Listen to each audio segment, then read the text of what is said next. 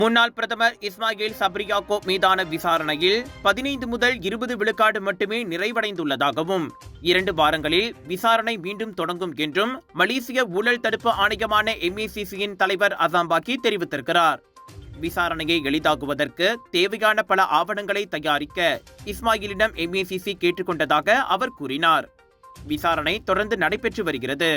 தாம் ஏற்கனவே குறிப்பிட்டது போல இது அவரது சொத்து அறிவிப்பு தொடர்பானது.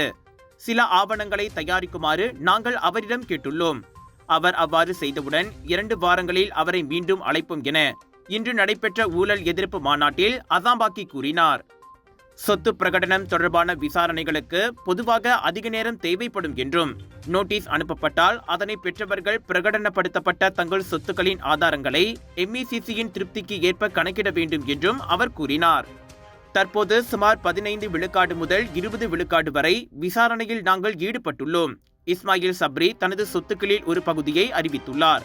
அந்த அறிவிப்பு துல்லியமானதா இல்லையா என்பதை நாங்கள் சரிபார்ப்பதுதான் முக்கியம் என்று அசாம்பாக்கி கூறினார்.